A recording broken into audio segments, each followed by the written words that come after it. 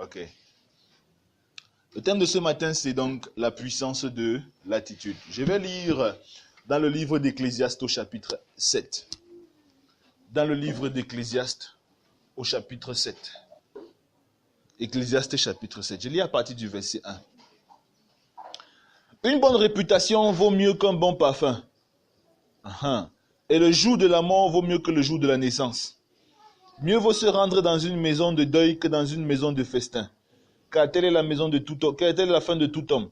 Et celui qui est en vie peut ainsi se mettre à réfléchir. Mieux vaut le chagrin que le rire. Car malgré un visage triste, le cœur peut être content. Mamma mia. Le cœur des sages est dans la maison de deuil, et celui des hommes stupides dans la maison de joie. Mieux vaut entendre la menace du sage que d'écouter le chant des hommes stupides. En effet, le rire des hommes stupides ressemble au crépitement des épines sous la marmite. Cela aussi, c'est de la fumée. L'oppression peut rendre fou le sage et les cadeaux provoquent la perte du cœur. Mieux vaut l'aboutissement d'une affaire que son début. Mieux vaut un esprit patient qu'un esprit arrogant. Ne t'irrite pas trop vite intérieurement, car l'irritation est le propre des hommes stupides. Ne dis pas comment se fait-il que les jours passés aient été meilleurs que ceux-ci, car ce n'est pas la sagesse qui te repousse à demander cela. Amen. Le livre d'Ecclésiaste est un livre très très particulier dans la Bible. Ecclésiaste est traduit de l'hébreu Kohelet. Kohelet, qui signifie en fait enseignant. Donc, Kohelet qui signifie enseignant de l'hébreu. Maintenant, ça veut dire que l'Ecclésiaste n'est pas conçu comme un livre qui raconte l'histoire de quelque chose. L'Ecclésiaste n'est pas conçu comme un livre qui raconte des dogmes ou des données prophétiques extraordinaires. L'Ecclésiaste est conçu comme le livre d'un enseignant. C'est-à-dire, on peut considérer l'Ecclésiaste comme quoi? Comme étant les recueils écrits des enseignements de quelqu'un. Les recueils écrits des enseignements de quelqu'un. Peut-être un sage enseignait et il y avait quelqu'un, un scribe à ses côtés, qui notait les maximes et les principes qu'il enseignait. Et c'est tout ça qu'on a compilé, qu'on appelle l'Ecclésiaste. Amen. Ok. Kohelet, à ne pas confondre avec le psaume qui est plutôt Tehillim. Donc, bon, on ne va pas faire des cours d'hébreu ici. Je ne suis pas un professeur de langue, je suis un professeur de Rima. Alors, l'Ecclésiaste a donc pour but de communiquer à la postérité des principes de sagesse. Est-ce que vous savez que peu importe ton intelligence, c'est-à-dire que ta capacité de résoudre les problèmes, peu importe ta mémoire, peu importe tes compétences intellectuelles, si tu n'as pas la sagesse, tu ne seras rien dans la société. Il y a une seule personne qui a dit Amen ici. Je ne sais pas combien de personnes ont dit Amen sur le côté-ci. C'est la sagesse qui fait un adulte. Les hommes adultes fonctionnent avec la sagesse. Amen. Vous allez voir, et comme je l'ai toujours dit, ce n'est pas parce que, par exemple, un enfant est brillant au lycée qu'il sera un adulte compétent demain. C'est pas vrai. C'est pas vrai.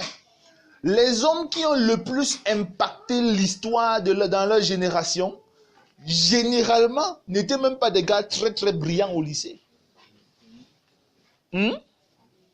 Ce n'est pas parce que tu as une mémoire photographique et que tu bûches tous les coups, tu mémorises tous les coups, que ça prouve que ton avenir en tant qu'adulte est un avenir assuré.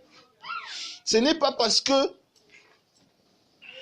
tu as eu ton bac avec la mention excellente 17 suivant que ton avenir est assuré. Ce n'est pas vrai. Amen. L'exemple du Cameroun nous le démontre concrètement.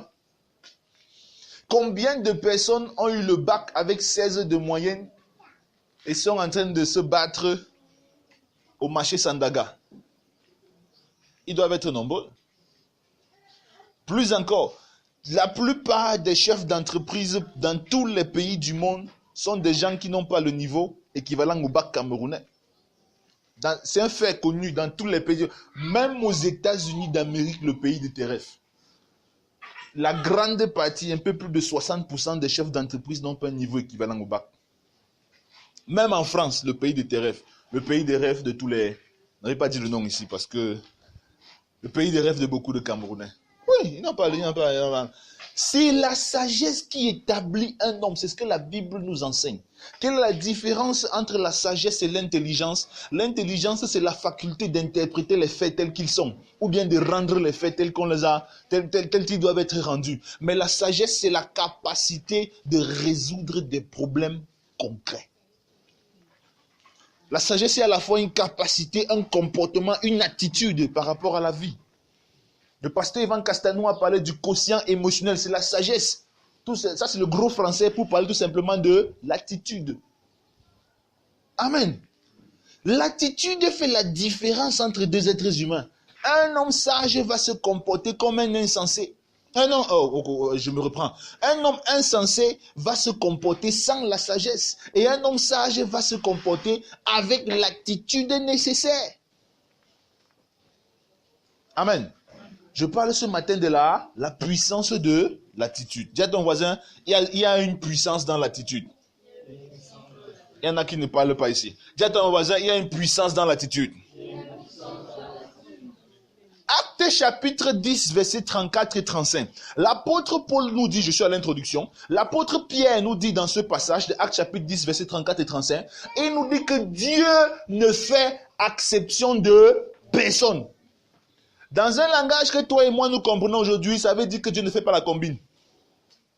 Si Dieu ne fait pas de combine, ça veut dire que tous les êtres humains qui naissent ont une égalité parfaite de chance dans la vie.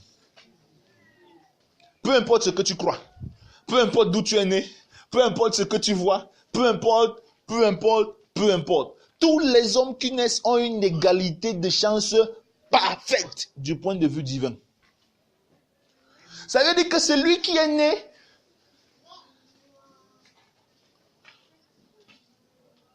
en étant le fils du pétrolier saoudien n'a pas plus de chances de prospérer que celui qui est né au fin fond de Banjul dans une famille de cultivateurs de patates. Il n'a pas plus de chances que lui. Qui s'y croit en Dieu? Qui s'y croit que ce que Dieu vient de dire est vrai?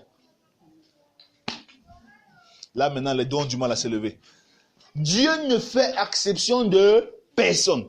Si Dieu ne fait exception de personne, cela implique, nous sommes à l'introduction est déjà très rhématique.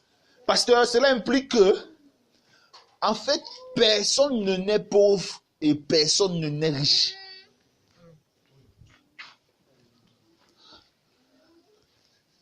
Personne ne naît pauvre et personne ne naît riche. Personne ne naît rebelle, personne ne naît désobéissant. Personne ne naît braqueur, personne ne naît pasteur.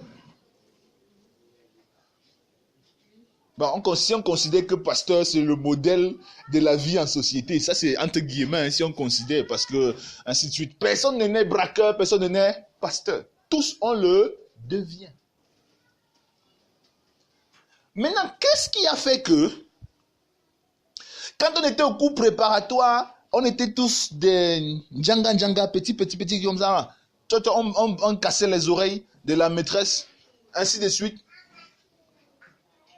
On était tous là comme ça là. Et parmi nous, il y en a qui sont aujourd'hui plutôt militaires, il y en a qui sont des benguistes, il y en a qui sont des médecins, il y en a qui sont des braqueurs, il y en a qui sont des pasteurs. Qu'est-ce qui a fait que nos routes prennent des directions absolument opposées parfois? Qu'est-ce qui a fait que l'histoire, le cours de nos histoires soit différente? Tu vas me dire les familles auxquelles ils appartenaient, moi je vais te dire non. Tu vas me dire l'éducation qu'ils ont reçue, moi je vais te dire non. Tu vas me dire ainsi de suite.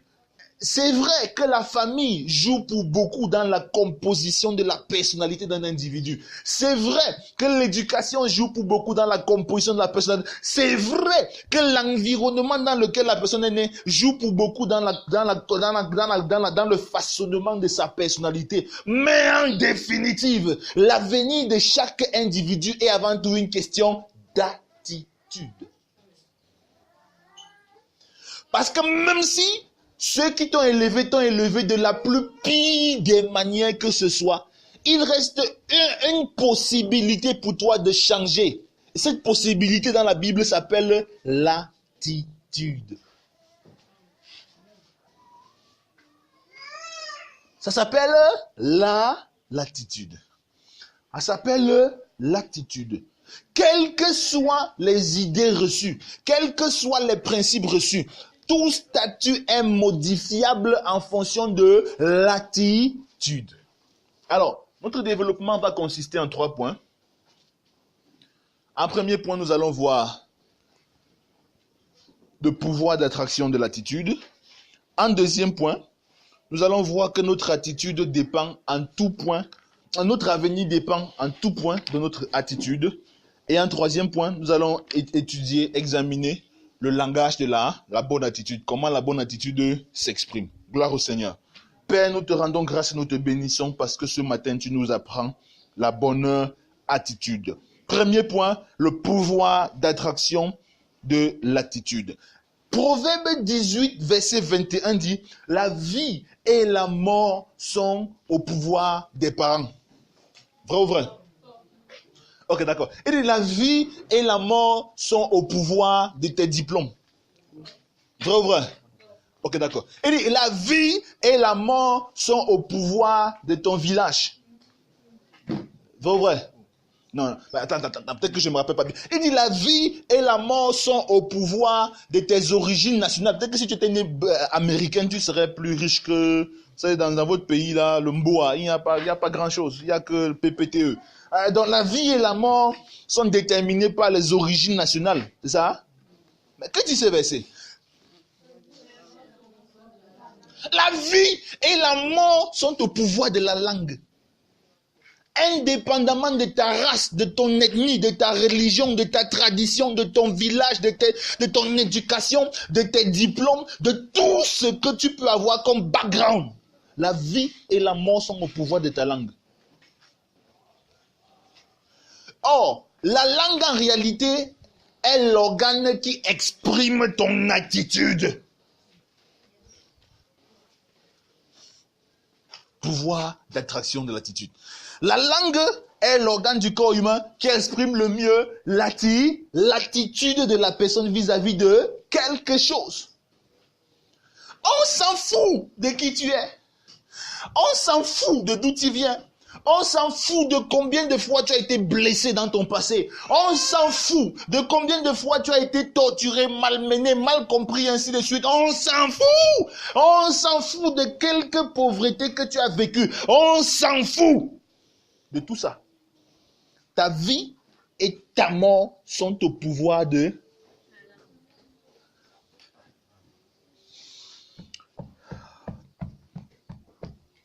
Qu'est-ce que ce passage, dans ce passage, le sage est en train de nous dire, le livre des Proverbes, il est en train de nous dire que, en réalité, ton avenir dépend de ton attitude. Ton avenir dépend de ton...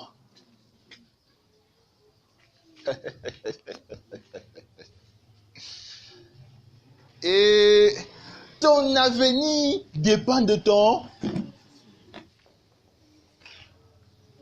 Si nous voulons comprendre mieux ce tout petit passage des Proverbes 18-21, nous constaterons que lorsqu'il dit que ton avenir dépend de ton attitude, ça veut dire que notre attitude a un pouvoir d'attraction.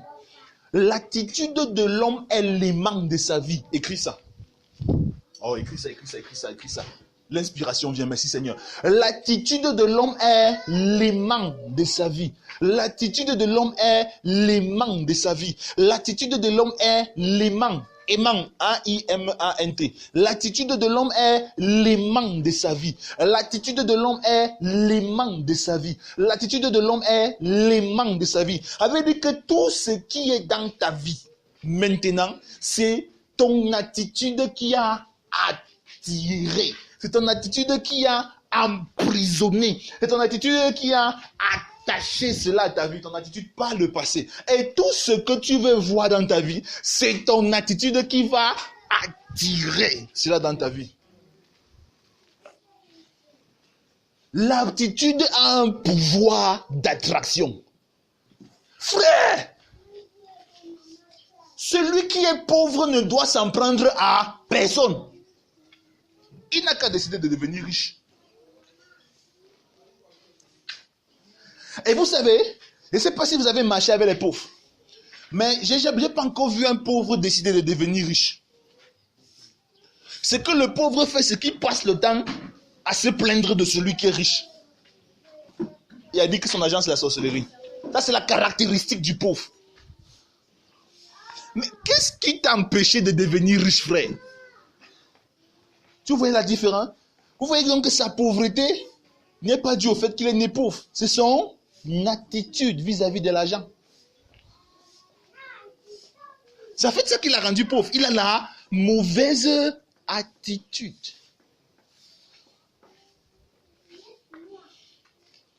Amen. Voilà. Celui qui échoue dans son mariage est celui qui a eu les mêmes problèmes que quelqu'un d'autre. Mais qu'est-ce qui a fait la différence? Mes parents ont divorcé, ça je le dis, je n'ai même pas c'est mon histoire, ça fait partie de moi, donc je ne cache pas mon histoire. Ils ont divorcé, mais lorsque je connais l'histoire de mes parents, je me rends compte qu'ils ont fait face à des problèmes auxquels la plupart des couples font face. Amen. Ton cas n'est pas plus pire que pour quelqu'un d'autre. Mais qu'est-ce qui a fait que là où certaines personnes parviennent à remonter la pente, eux, ils ont échoué? C'est que les deux ont eu la mauvaise...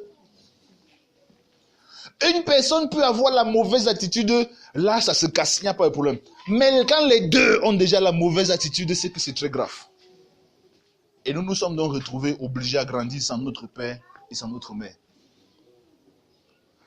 Amen. Si les deux avaient la bonne attitude, peut-être que les choses auraient été différentes. Amen. Peut-être que je n'aurais pas eu à passer 3 ou 4 ans de ma vie à essayer de guérir des blessures émotionnelles que cela m'a créé. Peut-être. Bon, aussi, peut-être que je n'aurais jamais grandi à Bouddha et mangé beaucoup d'avocats. Alléluia. Jésus dit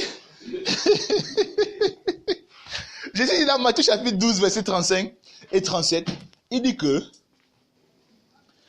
c'est de l'abondance du cœur que la bouche parle. Il dit que l'homme bon tire de bonnes choses de son bon trésor. Et l'homme mauvais tire de mauvaises choses de son mauvais trésor. Ne prends pas mauvais dans le sens de l'homme qui tue les gens. Non, c'est pas ça qu'il dit. Prends mauvais dans le sens de ce qui n'est pas la volonté de Dieu. Jésus nous enseigne que, en principe, tout ce qui arrive de mauvais est le résultat d'une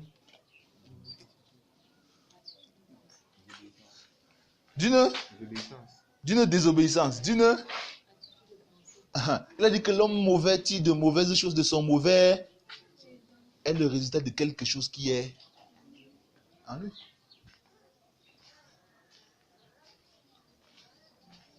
Est le résultat de quelque chose qui est en lui. Tu attires tes problèmes, mon frère. Voilà simplement ce que j'ai envie de te dire. Il y a des gens ici qui ne vont plus m'aimer.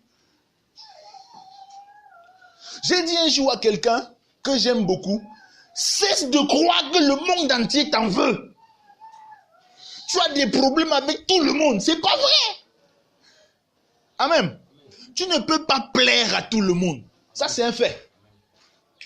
Mais quand on en arrive au fait que tu as des problèmes avec tout le monde, tout le temps, C'est que toi, tu as un problème.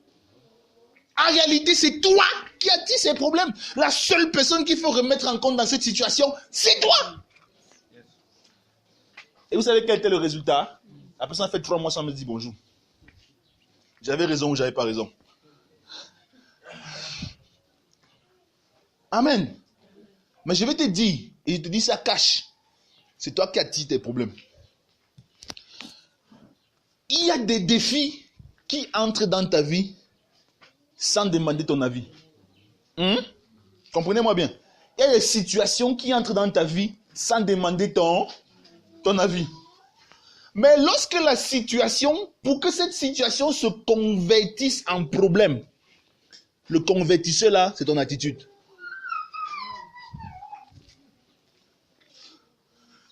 Ton attitude peut convertir la situation soit en événement, c'est-à-dire un truc qui est passé comme ça, soit en problème. Tu me suis? Ton attitude peut convertir la situation soit en événement, soit en problème.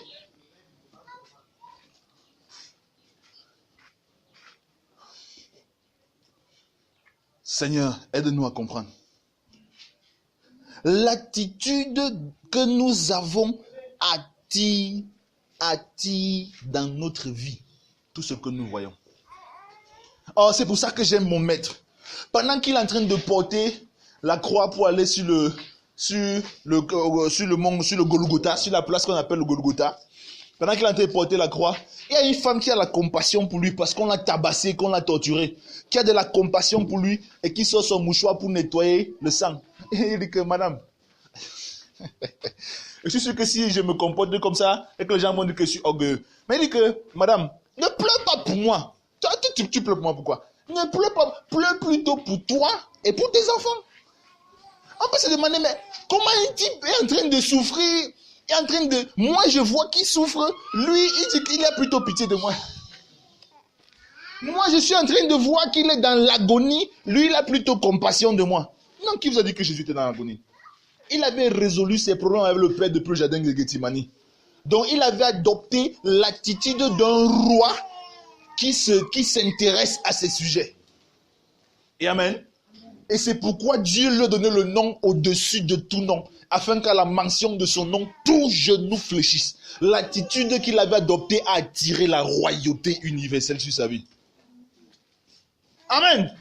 Mais il a dit à la femme, pleurez plutôt pour vous et pour vos enfants. Veillez sur votre attitude vis-à-vis de mon sacrifice là sur vous et sur vos enfants. Si vous ne veillez pas, qu'est-ce qui va se passer? La destruction. Et effectivement, une trentaine d'années après sa mort,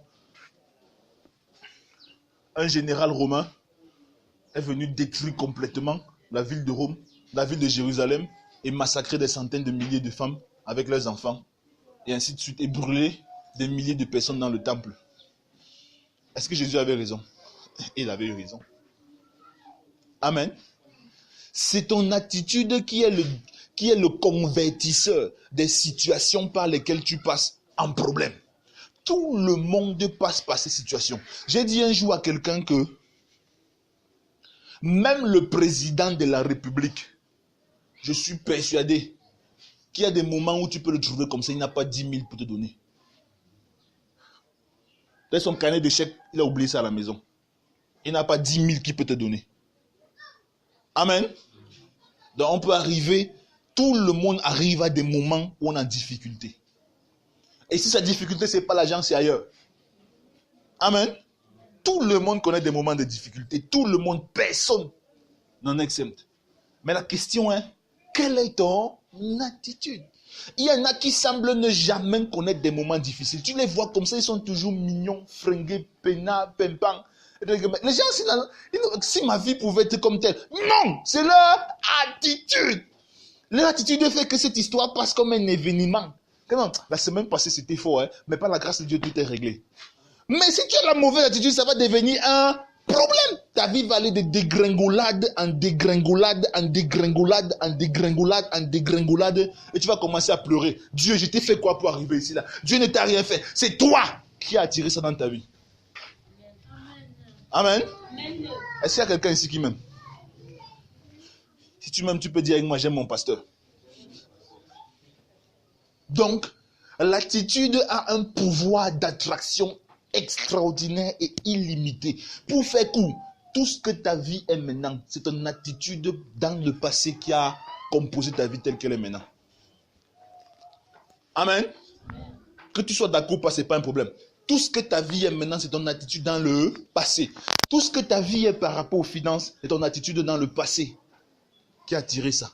Tout ce que ta vie est par rapport à ta santé, c'est ton attitude dans le passé qui a tiré ça. Tout ce que ta vie est par rapport à quoi que ce soit, c'est ton attitude. Et tout ce que ta vie sera demain, c'est ton attitude par rapport à l'enseignement du pasteur Albert qui va déterminer la suite. Parce qu'il y en a qui ne suivent pas l'enseignement, qui bavardent. Voilà le premier point. L'attitude a un pouvoir d'attraction illimité. Tu comprends ça?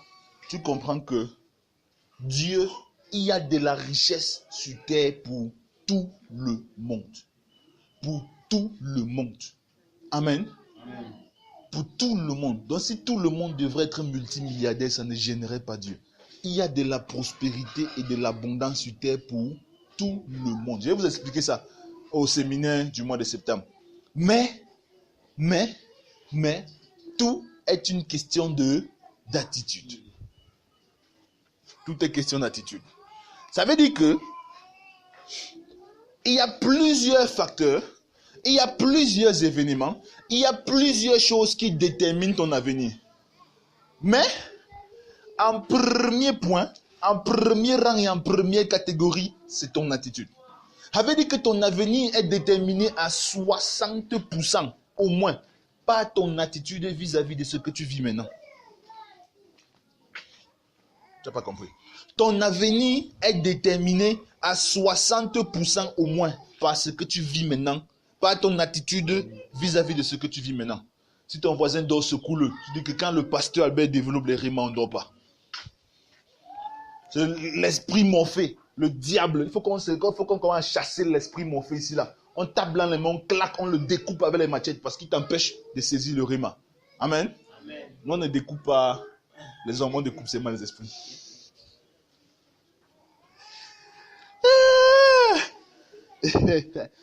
Vous savez pourquoi il dit que ton attitude plus que tout détermine ton avenir?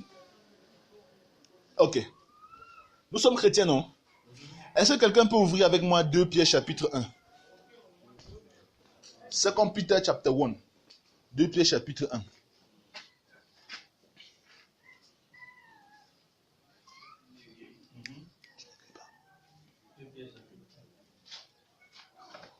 C'est ça.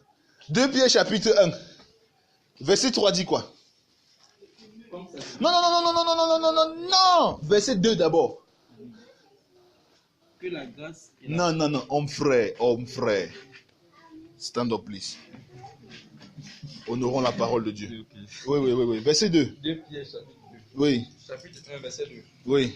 Que la grâce et la paix vous soient multipliées par la connaissance de Dieu et de Jésus-Christ notre Seigneur. Point. Donc, la paix et la grâce peuvent être multipliées dans ma vie. Ascendis, amen. La paix et la grâce peuvent être multipliées dans ma vie. Ok, d'accord. Continue. Comme sa divine puissance nous a donné tout ce qui contribue à la vie et à la piété, au moyen de la connaissance de celui qui nous a appelés par sa propre gloire et par sa vertu. Point. Arrête-toi là. Tu peux me laisser comme ça. Parce qu'il y a trop de rimes dans le passage là, mais je préfère m'arrêter là. Il dit que la divine puissance, c'est-à-dire si tu veux la puissance de Dieu, nous a donné tout ce qui contribue à la vie et à la piété. La puissance de Dieu nous a donné tout ce qui contribue à la vie et à la piété. Il y en a qui ne lisent pas, qui n'ont pas dit amen. La puissance de Dieu nous a donné tout ce qui contribue à la vie et à la piété. Ok. Au moment où tu choisis d'accepter Jésus-Christ comme Seigneur et Sauveur, au moment où tu choisis de suivre le Seigneur, il y a quelque chose qui se passe dans ta vie. La puissance de Dieu dispose directement, instantanément et définitivement en ta faveur tout ce dont tu as besoin pour deux choses, pour ta vie et pour ta piété. Tout ce dont tu as besoin pour deux choses, pour ta vie et pour ta... Tout ce dont tu as besoin pour aimer Dieu et pour chercher Dieu est disponible en Christ. Tout ce dont tu as besoin pour vivre est déjà rendu disponible. Ok, voilà la question que Laura va certainement me poser. Mais pasteur, si c'est disponible, pourquoi je ne vois pas alors? Et je vais lui donner la réponse que je suis en train de donner depuis le matin. L'attitude. L'attitude. L'attitude.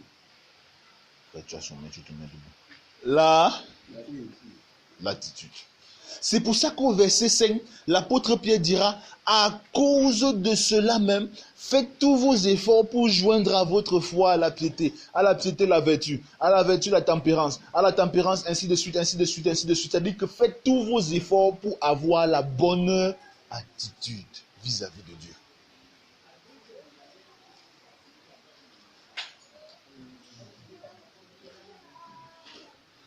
L'égalité de chance. Bon, je ne dis pas chance, je dis même chance pourquoi? Parce que le mot chance est un mot qui n'existe pas.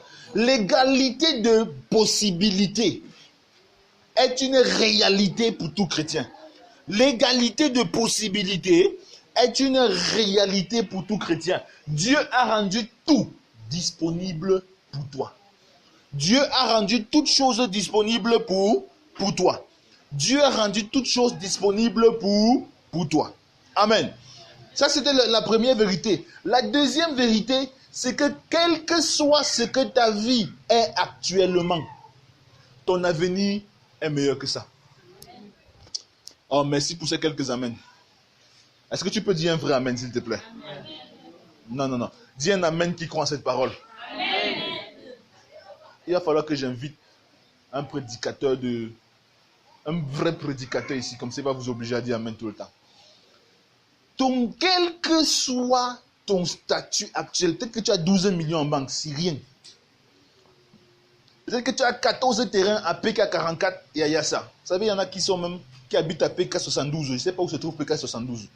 Mais quel que soit lambda, j'ai dit que ton avenir est meilleur que ta vie actuelle. Ecclésiaste chapitre 7, verset 8 dit que la fin d'une chose vaut mieux que son commencement. On l'a lu. La fin d'une chose vaut mieux que son commencement. Or, la chose en question, c'est ta vie. Ta vie est entre les mains de Dieu. Dieu est en train de travailler ta vie. Avait dit que le résultat final de ta vie vaut certainement mieux que ce que tu vois et constates aujourd'hui. Troisième vérité, nous sommes tous dans la deuxième partie qui parle de que mon avenir dépend de mon attitude plus que tout. Première vérité, Dieu a rendu tout disponible en Christ. Deuxième vérité, l'avenir est toujours meilleur que le présent, quel que soit ce que le présent me présente. Troisième vérité,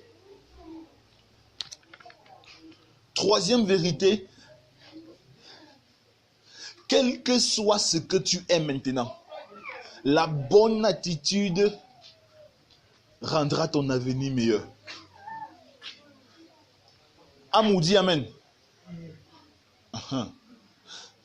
Quel que soit ce que tu es maintenant, la bonne attitude rendra ton avenir meilleur. La bonne attitude rendra ton avenir meilleur. Quel que soit ce que tu es maintenant, il n'y a pas de situation trop pire ou trop désespérée pour Dieu. Dieu a juste besoin que tu aies la bonne attitude. Écoutez, il y avait 2 hommes qui avaient été crucifiés avec mon maître à la croix. Et l'un, vous voyez la fête d'attitude, les gars sont tous les 3 à la croix. Il y a un au milieu qui dit, Seigneur, pardonne-leur car ils ne savent pas ce qu'ils font. Ah, c'est quoi? C'est une question de attitude. Il y a l'autre qui dit, mais attends, écoute, oh, mon ami, on m'a dit que tu faisais les miracles, non? Nous, on fait quoi ici? Détache-toi et détache-nous. Comment? Attends. Vous voyez que c'est quoi? Attitude. Tout ça, c'est des attitudes différentes par rapport à la même crucifixion. Le troisième dit que, oh, Dieu, toi tu es un braqueur. Nous, toi et moi, nous sommes les braqueurs. Lui, là, on le crucifie même, qu'il a même fait quoi? Vraiment, s'il te plaît, Seigneur, tu sais que tu es juste parce que tu as été crucifié pour rien. Quand tu seras dans le royaume des justes là, pardon, souviens-toi de moi. Qu'est-ce qui se passe? 3 attitudes différentes par rapport au même événement. Maintenant, que dit le maître? Il dit à celui qui a dit, souviens-toi de moi que non, c'est pas quand je serai. Ce soir, tu seras au paradis avec moi. Qu'est-ce qui s'est passé? Ce gars, sans le savoir, a négocié in extremis sa place au paradis.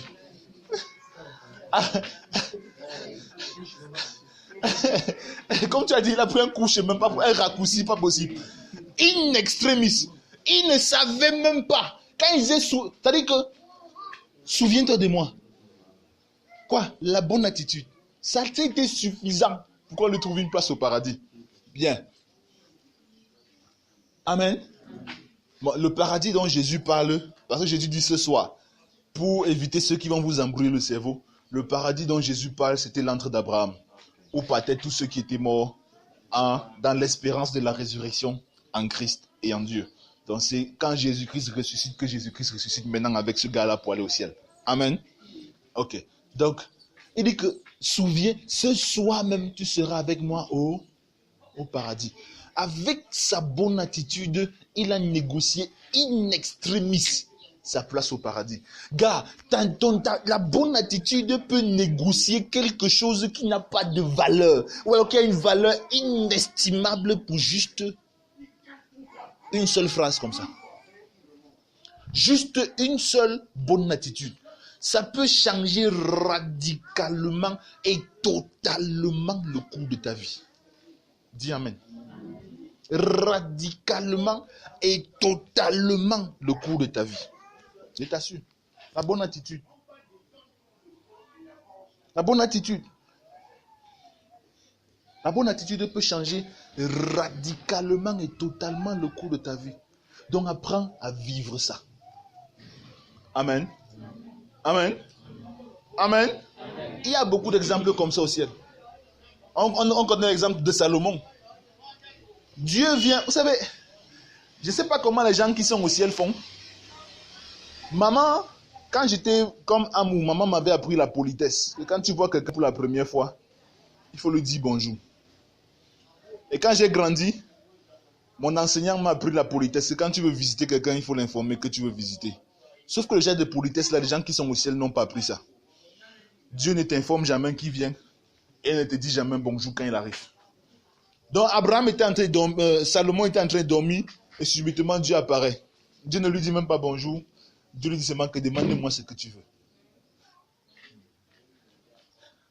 Quoi? C'est dans les questions compliquées comme ça que l'attitude compte.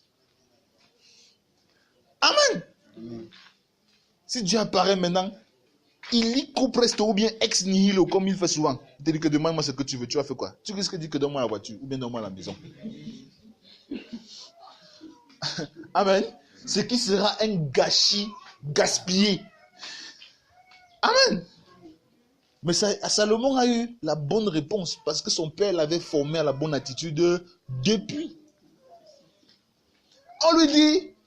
On dit à David que gars, voilà ton ennemi qui est couché. Primo, c'est toi qui es le vrai roi parce que c'est toi qui es on. 2 yeux, il veut te tuer en plus. Tu ne l'as même pas dérangé, il veut te tuer. Le voilà qui est couché. Donc tu passes seulement, tu coupes seulement la carotide comme ça là, et puis il cesse de respirer, il meurt étouffé. Voilà, donc c'est une occasion en or. David dit que, arrête de moi Satan. Qu'est-ce qui se passe? La bonne attitude. Et quelle a été la récompense? Son nom est devenu un nom éternel. Vous savez, il y a des hommes sur terre. Amen. Il y a des hommes qui ont vécu sur terre dont on n'oubliera jamais le nom. Il peut avoir l'apostasie, il peut avoir le péché n'importe comment sur terre. On n'oubliera jamais le nom. Abraham et David en font partie. Ils ont négocié ça avec quoi? L'attitude. Genèse 22. Dieu apparaît et dit que Abraham. Il dit que oui, le père. Il dit que donne-moi ton fils, je veux le manger. Parce que techniquement, c'est ce qu'il dit en fait. Que donne-moi ton fils unique, le gars que tu me l'as passé. J'ai dit quand tu vas aller me chercher Ismaël. Donne-moi ton fils là, le gars de l'enfant de Sarah là. C'est lui qui veut manger. Ça, c'était la nuit. La Bible dit qu'avant le lever du jour, Abraham avait fendu le bois. Donc si Dieu lui avait parlé à 3 heures, il n'a plus dormi. Il a directement pris la hache. Il a commencé à fendre le bois. 5 heures du matin, il réveille Isaac. Il dit que bon, tout le monde, allez, on part. Quoi? L'attitude. L'attitude. Un homme a obligé Dieu à jurer. Vous avez déjà vu ça où dans la Bible? Amen. À cause de quoi? De son attitude. Dieu s'est obligé. C'est-à-dire que Dieu était tellement ému qu'il a dit, je jure par moi-même. Bon, il n'y a pas plus grand que moi, je n'ai pas le choix. Je jure par moi-même. Amen. Vous savez, l'attitude d'un homme peut faire des choses inimaginables pour lui. Ton attitude peut modifier le cours de ta vie d'une façon incompréhensible. Ton attitude peut résoudre les problèmes de ta vie d'une façon bizarre. Amen. Rien que ton attitude. Tout comme ton attitude, si tu as la mauvaise attitude, peut enfoncer ta vie et provoquer la dépravation, la destruction, la détérioration, la déstabilisation et même, je ne sais même plus quel mot dire, et même la fin même de ta vie. À cause de quoi? Attitude. Amen. Amen. Amen. Amen. Je répète, tous les hommes sont exposés aux mêmes conditions de vie. Frère, tous les Camerounais sont exposés aux mêmes conditions de vie. Mais qu'est-ce qui fait la différence entre deux Camerounais? L'attitude. Ce qui nous introduit donc dans le 3e point. Quel est le langage de l'attitude?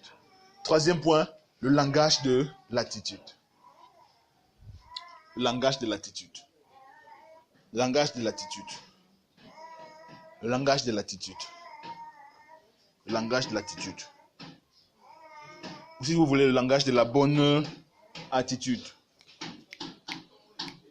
Oh. Le langage de la bonne attitude.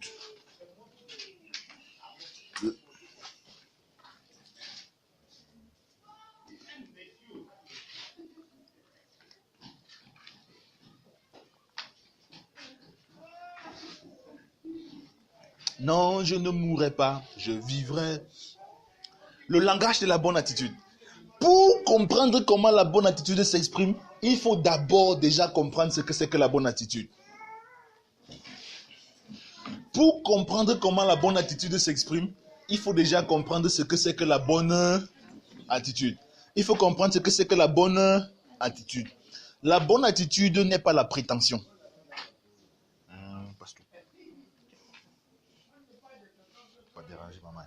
La bonne attitude n'est pas la prétention. Quand je parle de prétention, je parle de quoi? Quelqu'un te dit que, frère, j'ai l'attitude positive. Je reste confiant. Que même comme je n'ai pas le travail aujourd'hui, j'ai déposé mes dossiers. Demain, lundi matin à 8h00, on va m'appeler pour un entretien d'embauche. Faux. Ce n'est pas la bonne attitude. Mais j'ai dit amen sur ta prière. Ce n'est pas la bonne attitude. La bonne attitude, c'est avec ou sans boulot, mon épanouissement ne change pas. Voilà la bonne attitude. Vous comprenez la différence de ce que je dis là? La mauvaise attitude, la prétention, dit non, comme j'ai la bonne attitude, ça va marcher. Non, c'est pas obligé de marcher. La bonne attitude dit avec ou sans boulot, que ça marche ou que ça marche pas, ma joie ne doit pas changer. Ma satisfaction ne doit pas changer. Quelqu'un commence à comprendre ce que c'est que la bonne attitude.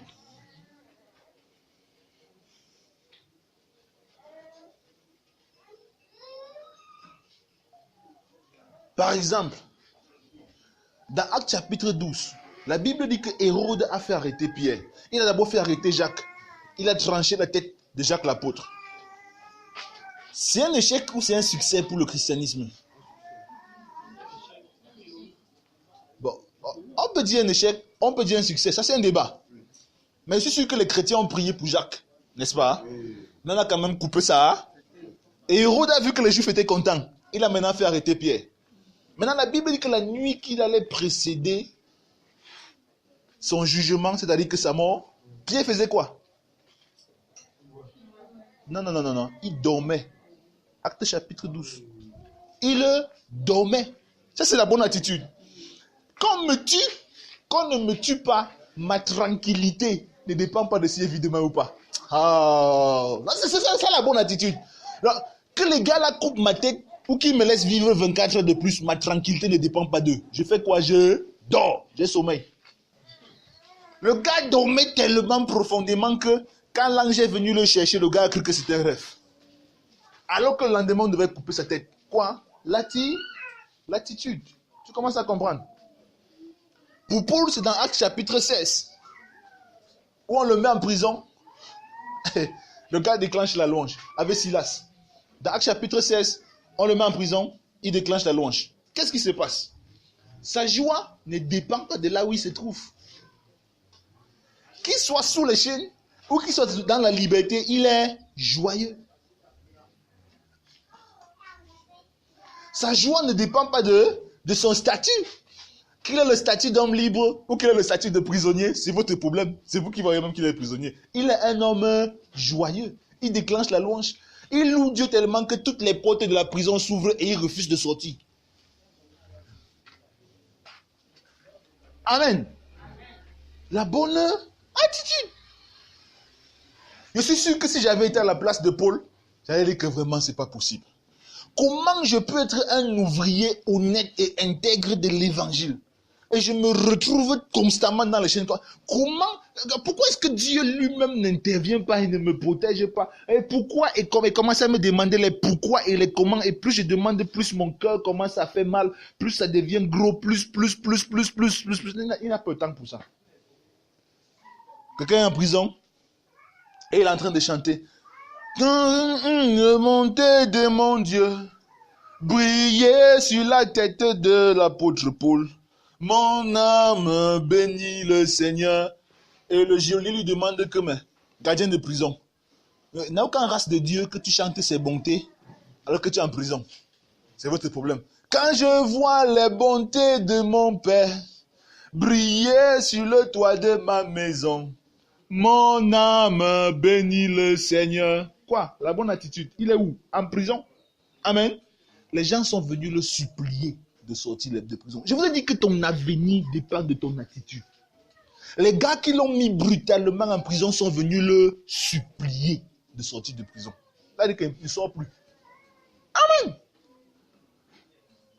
Amen. On est en train de persécuter Pierre.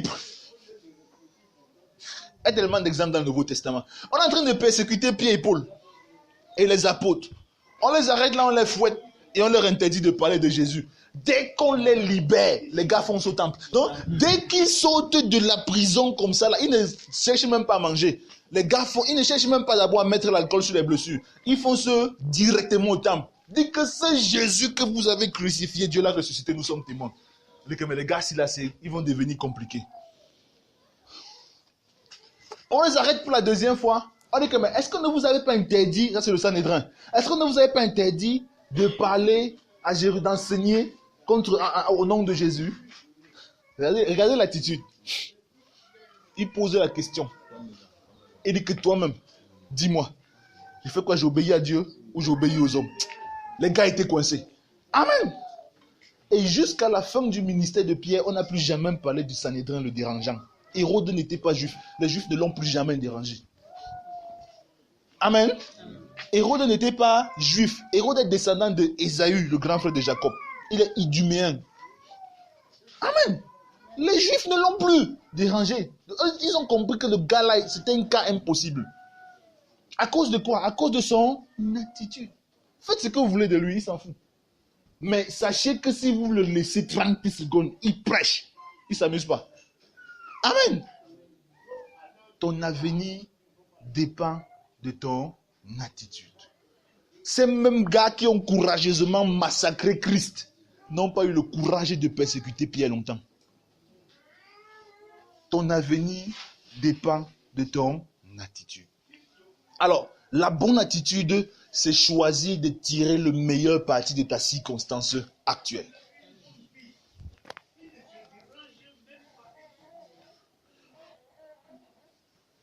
Avoir la bonne attitude, c'est choisir de tirer le meilleur parti de la circonstance actuelle. Avoir la bonne attitude, c'est choisir de tirer le meilleur parti de la circonstance actuelle. Avoir la bonne attitude, c'est choisir de tirer le meilleur parti de la circonstance actuelle. Avoir la bonne attitude, c'est choisir de tirer le meilleur parti de la circonstance actuelle. Seigneur, bénis cet enfant. Avoir la bonne attitude, c'est choisir de tirer le meilleur parti de la circonstance actuelle. Avoir la bonne attitude, c'est choisir de tirer le meilleur parti de la circonstance actuelle. Avoir la bonne attitude, c'est choisir de tirer le meilleur parti de la circonstance actuelle. Avoir la bonne attitude, c'est choisir de tirer le meilleur parti de la circonstance actuelle. Avoir la bonne attitude, c'est choisir de tirer le meilleur parti de la circonstance actuelle. Pourquoi? Parce que quel que soit ce que tu vis maintenant, la bonne attitude te permettra. Parce que quel que soit ce que tu vis maintenant, la bonne attitude te permettra. Quel que soit ce que tu vis maintenant, la bonne attitude te permettra d'avoir un avenir garanti. Quel que soit ce que tu vis maintenant, la bonne attitude te permettra d'avoir ton avenir garanti. La bonne attitude permettra que les circonstances actuelles n'influencent pas négativement ton avenir. Amen. Amen. Amen. Ça veut dire que si tu es pauvre, cesse de dire il n'y a rien pour les pauvres.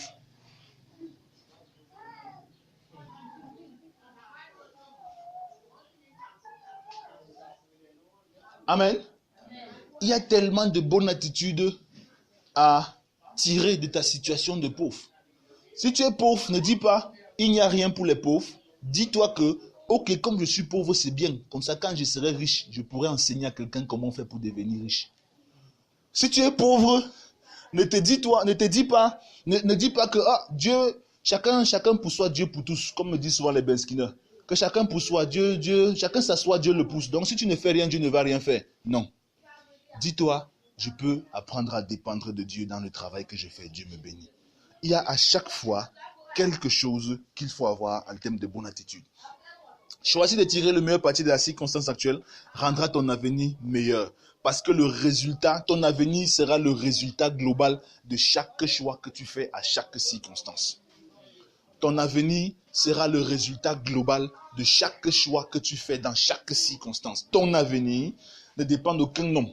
Ton avenir ne dépend d'aucun homme, ni de ton boss, ni de qui que ce soit. C'est le résultat global de chaque choix que tu fais dans chaque circonstance.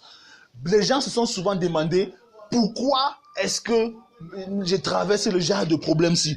Pourquoi pas tel? Pourquoi pas tel? Pourquoi c'est moi qui dois subir ça? Parce que personne n'a l'avenir que tu as. Le tel qui n'a pas ce problème n'a pas l'avenir que tu as. Et si tu as ce problème, c'est en fonction de l'avenir que tu as. Et si tu n'as pas la bonne attitude, tu court-circuites ton avenir. Dis-moi amen. Donc il faut que tu aies la bonne attitude par rapport au problème que tu as afin de pouvoir bâtir l'avenir que Dieu a prévu pour toi. Laisse-moi te dire, l'avenir, quand on dit que je connais les projets que j'ai formés pour vous, projets de paix et non de malheur, afin de vous former un avenir et de vous apporter l'espérance. Il ne dit pas que votre avenir sera absolument différent de votre vie actuelle. Il dit que votre avenir va passer au travers de votre vie actuelle. Parce que Dieu disait comme ça à des gens qu'il avait envoyés en déportation. Il parlait à des gens qu'il avait lui-même envoyés en déportation. Et il disait que les problèmes que vous allez vivre en déportation, sachez que ce n'est pas la fin de votre vie. Parce que je connais les projets que j'ai formés pour vous. Donc c'est au travers de cette déportation que je vais accomplir les projets que moi, l'Éternel, j'ai formés pour vous. Si tu crois que Dieu a un projet de paix, un projet un avenir meilleur pour toi, sache que cet avenir passe par ce que tu vis. Alors ne fuis pas ce que tu vis. Cherche à adopter la bonne attitude. Frère Junior, tu m'aimes toujours? Merci beaucoup. Ne fuis pas ce que tu vis. Quand tu fuis ce que tu vis, tu fuis ton avenir. Quand tu fuis ce que tu vis, tu fuis le plan de Dieu pour ta vie. Tu crois que Dieu, avant que ça ne t'arrive, ne savait pas que ça va t'arriver? Est-ce qu'il y a quelque chose dans ta vie qui surprend Dieu? Non. Si tu n'as pas de quoi manger maintenant, tu crois que ça surprend Dieu? Non. Si tu n'as pas de quoi payer ton loyer, tu crois que ça surprend Dieu? Non. Si tu n'as pas, quel que soit ce que tu crois que ça surprend Dieu? Non. La question est, pourquoi est-ce qu'il a laissé que tu vives ça? Parce que c'est la route de ton avenir. Amen. Amen. Sinon, pourquoi tu as ce problème-là et tu n'as pas l'autre? Amen, frère. Pourquoi tu as ce problème-là et tu n'as pas sa part? Parce que ton avenir n'est pas son avenir. Dieu est un Dieu qui construit ce qui est bien à partir de ce qui n'est pas bien. Ou alors à partir de ce qui semble ne pas être bien. Je vous ai expliqué ça ici, quand je vous ai expliqué le mystère du fonctionnement de Dieu. Je vous ai dit que Dieu a accompli son plan de rédemption à partir sur la route ou alors sur les rails de 7 échecs successifs qu'il a lui-même organisés. Le premier échec, c'était l'échec d'Adam. Le deuxième échec, c'était la tour de Babel. Le troisième échec, c'était l'âge de Noé. Le deuxième, c'est l'âge de Noé. Le deuxième, avec le déluge. Le troisième, c'était la tour de Babel, avec la dispersion. Le quatrième, c'est la déportation. Le cinquième, et ainsi de suite. Il y a tout le temps des échecs dans la Bible. Et Dieu fonctionne sur les rails des échecs pour accomplir son plan. Donc quand Dieu parle de plan de paix et non de bonheur, Dieu n'est pas en train de dire que tu vas vivre une vie sans avoir de problème à résoudre. Ça ne va jamais t'arriver. Si quelqu'un t'a dit ça, c'est que la personne te trompe. Mais tu peux décider par ton attitude de faire de ta vie quelque chose d'exemplaire, quelque chose de copiable, quelque chose d'inspirant pour la génération future. C'est une question d'attitude.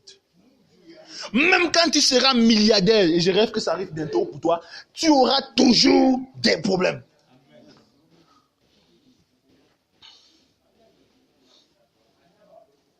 Alors, la bonne attitude a un comportement. La bonne attitude ne dit pas « je ne peux pas ». La bonne attitude dit « je vais chercher de l'aide ». Écris ça.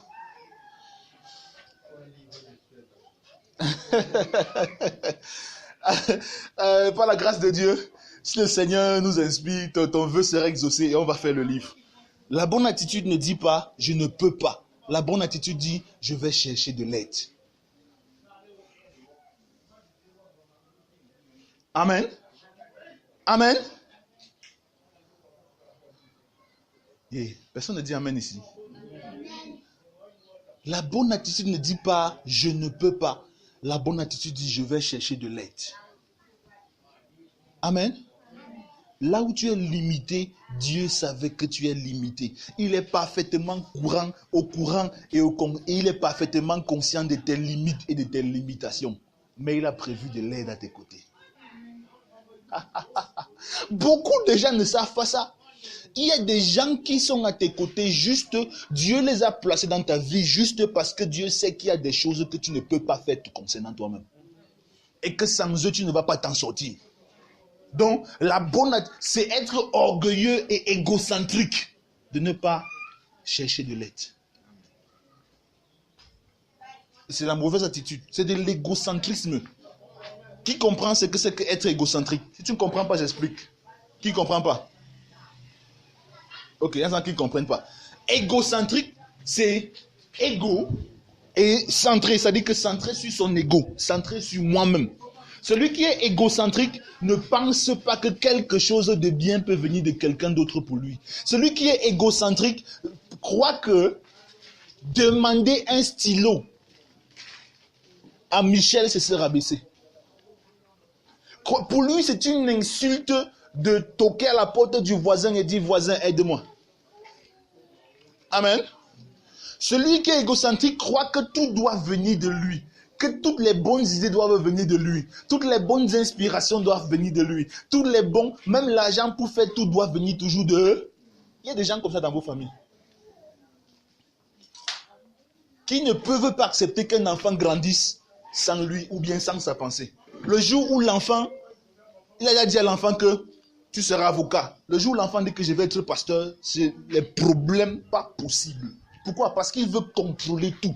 L'égocentrique veut contrôler tout. Il veut tout rapporter à lui. Mais Jésus nous a présenté le modèle de l'altruiste. Tu aimeras ton prochain comme toi-même. Comprendre que je ne peux pas tout, je ne sais pas tout, et ainsi de suite. Parfois, il faut que je m'asseye pour que quelqu'un d'autre me dise. Amen. Amen. Il y a des choses dans le vocabulaire, par exemple en anglais, que c'est Rufine qui m'enseigne. Jusqu'à lui demande ce qu'elle me dit. Que, ok, merci beaucoup. Moi, je ne connaissais pas. Amen. Je ne peux pas tout connaître. Donc, la bonne attitude, c'est je vais chercher de l'aide. C'est pas je ne peux pas. La mauvaise attitude dit c'est impossible. La bonne attitude aussi dit Dieu a certainement un moyen. Amen. Amen. Au lieu de dire c'est impossible, dis-toi Dieu a certainement un moyen. Et tu cherches le moyen. Et tu vas demander à Dieu de te montrer le moyen. De te montrer le moyen. Seigneur, comment est-ce que je peux m'en sortir ici? Dieu est fidèle. Amen. Parfois même, nous voulons tout faire de nous-mêmes. Nous voulons tellement tout faire de nous-mêmes que nous avons du mal à vouloir demander à Dieu un moyen. Est-ce que vous savez que l'homme est tellement égocentrique qu'il est arrivé à dire que Dieu n'existe pas? Parce que dire que Dieu n'existe pas, en réalité, dit que Dieu c'est moi. Ça veut dire Dieu c'est moi. Amen. Amen. Et s'il y a une chose qui est très compliquée dans le christianisme, c'est d'apprendre aux chrétiens à chercher le secours de Dieu. Aussi bizarre que ça puisse vous paraître, c'est plus compliqué que de convertir quelqu'un à la foi. Parce que l'homme a toujours tendance à vouloir être son propre secours. Nous avons tous cette tendance d'être en nous. Nous avons tendance, surtout que nous avons grandi dans un système méritocrate, merci beaucoup. Un système méritocrate où nous paraissons bien lorsque nous avons trouvé des solutions. C'est quand tu es premier de la classe que le père t'achète ceci. C'est quand tu as fait bien ton travail qu'on te félicite. C'est quand tu as fait bien ceci qu'on te dit qu'on t'aime. C'est quand tu as fait ceci, si on te dit même, parce qu'il y en a même que tu peux vivre même 25 ans avec quelqu'un sans sauce jamais sa bouche. C'est quand tu as fait ceci, c'est quand tu as fait cela, ainsi de suite, ainsi de suite, ainsi de suite, ainsi de suite. Mais c'est pas comme ça, la vie. Alors on arrive à un niveau où Dieu nous dit, mon fils, ma fille, tu n'as pas besoin de travailler pour manger. J'ai déjà pourvu à ta nourriture. Le travail que tu fais là était mis dans cette entreprise pour autre chose, non pour manger. Tu dis que oui, Dieu. Tu dis amen, j'ai la foi. Ok, il n'y a pas de problème. Le mois où le salaire ne vient pas, tu peux avoir le pasteur Abel.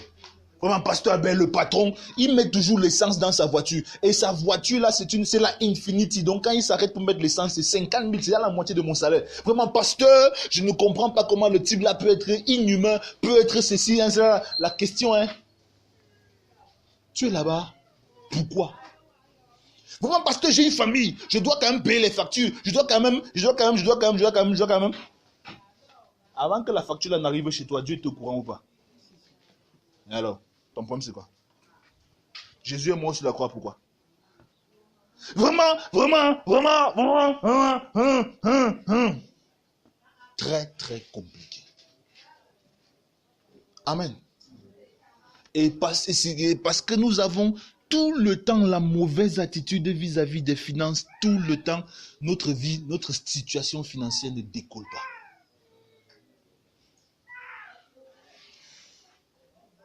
La mauvaise attitude dit que non, l'affaire ci là, je ne vais pas pardonner. Je ne vais pas laisser. Et la bonne attitude dit, je choisis de tourner la page. Amen. Je choisis de tourner la page. Pourquoi? Parce que celui qui a la mauvaise attitude estime que ce n'est pas normal que toi tu me fasses souffrir et que tu sois en train de te réjouir pendant que moi je suis en train de souffrir dans mon cœur. C'est la mauvaise attitude. Celui qui a la bonne attitude estime que tu es insignifiant sur la terre pour créer de la tristesse et de l'amertume dans mon cœur pour que pendant que d'autres se réjouissent, je suis dans ma chambre en train de pleurer. Tu n'es rien. Amen. Quand je te dis que tu n'es rien, ce n'est pas une insulte. N'est-ce pas? C'est la réalité de la vie. La réalité de la vie, c'est que un homme n'est rien. Tu n'es pas. C'est-à-dire que quand on dit que tu n'es rien, c'est pour dire que quand j'entretiens l'amertume et la tristesse dans mon cœur, je deviens, je vais dire ça comment? Ma vie commence à dépendre de toi. Je fais que ma vie dépende de ta volonté. Or, quand je dis que tu n'es rien, c'est que tu n'es pas suffisamment grand pour que ma vie dépende de toi. Tu n'es pas mon maître, ma vie dépend de Dieu. Et quand je te compare avec Dieu, il n'y a pas photo. Donc, quand tu dis que tu n'es rien, ce n'est pas une insulte, c'est que tu n'es rien par rapport à mon Dieu. Ma vie dépend de lui, pas de toi.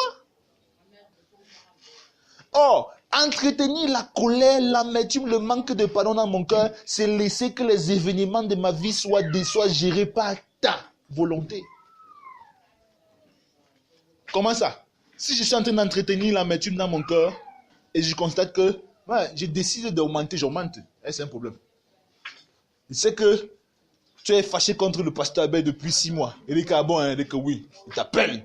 Il dit que je vais te voir ici. Tu viens, je te chauffe encore même pour ce que tu n'as pas encore fait. J'augmente sur ça augmente encore la colère. Amen. Tu rentres encore à la maison, tu jettes le verre sur le mur, tu te fâches, je sais pas, tu racles les pieds du frère Edmond, il tombe par terre. Amen. Tu es en train de laisser ta vie dépendre d'un simple homme. Vrai ou vrai? Et je peux te malmener comme ça là toute ta vie. Tu laisses ta vie dépendre d'un simple homme. Alors que l'homme c'est qui? Qu'est-ce que l'homme? Il sèche comme la fleur des champs. Amen.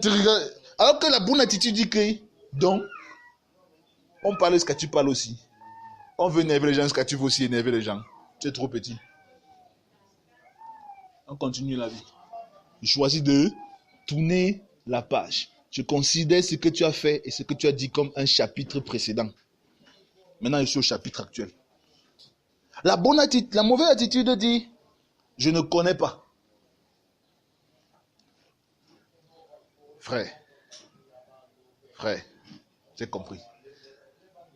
La mauvaise attitude dit quoi? Je ne connais pas. La bonne attitude dit quoi? Je vais apprendre. Je vais apprendre. Je vais apprendre. On voit souvent ça dans le conseil conjugal. Où tu vas voir la femme dire au conseiller conjugal, vraiment, pasteur, ma mère m'avait appris que, et que. Donc vraiment, ce que le type est en train de faire là, moi je ne connais pas moi où. Tu détruis ton foyer. Tu n'as pas épousé ton père. Amen. Tu détruis ton foyer. Ou bien le gars dit que un homme, c'est celui qui monte, qui descend et qui passe à gauche et qui passe à droite. Moi, si ma femme, si que tu vois, ne peut pas accepter ça, c'est qu'elle ne peut pas vivre ensemble. Personnellement, moi, je vais te dire que frère, qui t'a envoyé te marier? Amen. Les êtres humains sont uniques. Ça veut dire que, quel que soit tout ce que tu connais sur le mariage, tu es obligé d'apprendre à vivre avec la personne que tu as épousée. Tu dois apprendre. C'est l'école. Donc, au lieu de dire, ce qu'elle fait là, je ne connais pas, dis-lui, je veux apprendre.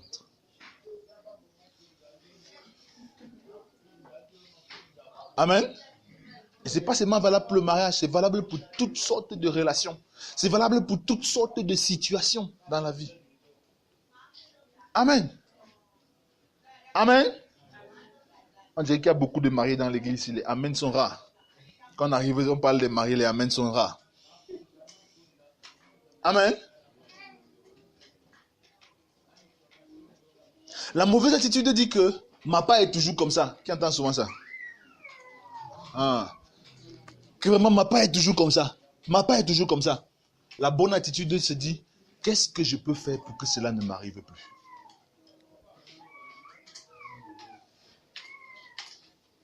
Qu'est-ce que je peux faire pour que cela ne se répète plus? Qu'est-ce que je peux faire pour sortir de cette situation? La mauvaise attitude dit, ma part est toujours comme ça, accepte le sort. La bonne attitude dit, je vais sortir de là. Choisis de sortir de là. C'est un choix.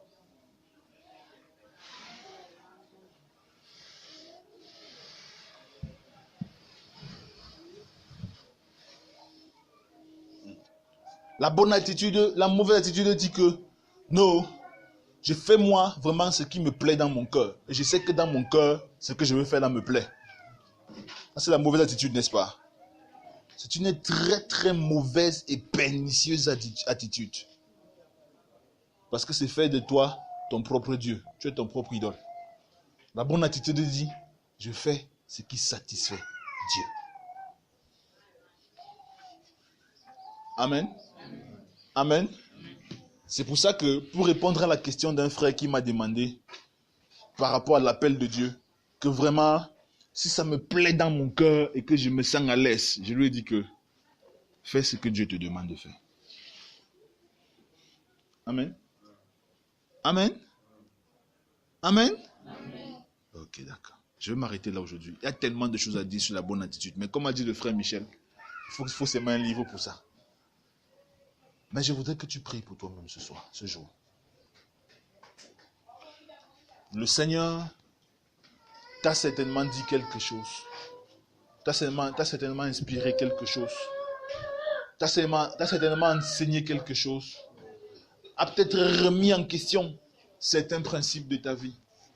Ainsi de suite, ainsi de suite, ainsi de suite.